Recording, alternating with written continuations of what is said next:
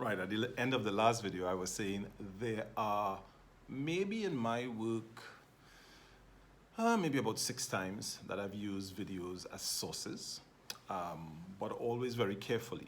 So for example, there's a video I used of Professor Porter, who talks about competitiveness, and he was giving a speech before, I think it was at the World Economic Forum in Davos, and he he made the link between competitiveness and productivity, and he was talking at the national level, so I used that.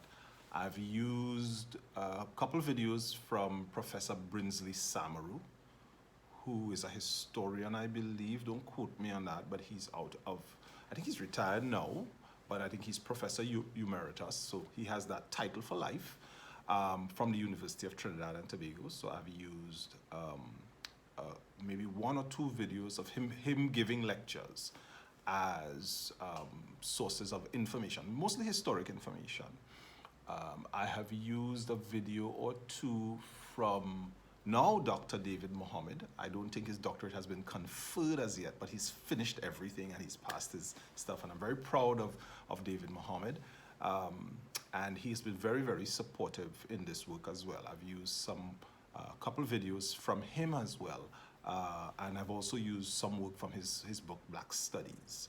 So yes, you can use videos, but you want to be very cautious about which videos you use. As I said, it's probably about 6 I've used all totaled for my literature reviews so far, and there are hundreds of citations. So citations, references, the references give very detailed information as to what you're citing, the work that you're citing, where it can be found. And the concept there, very simply, is that if someone wanted to check it out, they can go to that piece of work, let's say it's a journal article or that video, listen or read, and find the idea that you included in your own work. This is extremely important. Professor Tara Bravazon from Flinders says, if you get into trouble with a dissertation or thesis, usually when you put it through, because they put it through a software, like Turnitin, it's a software that checks for plagiarism and so on. This is where you use someone else's work without giving them credit, or you improperly use someone else's work, or you represent someone else's work as yours. Usually where people get into trouble is in the citations and the referencing.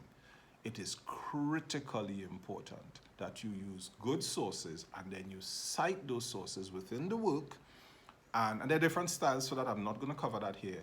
And you give referencing or details as to where that can be found, whatever the source is. It is really, really important. If you are doing postgraduate work and you are not asked for that, then something is very wrong.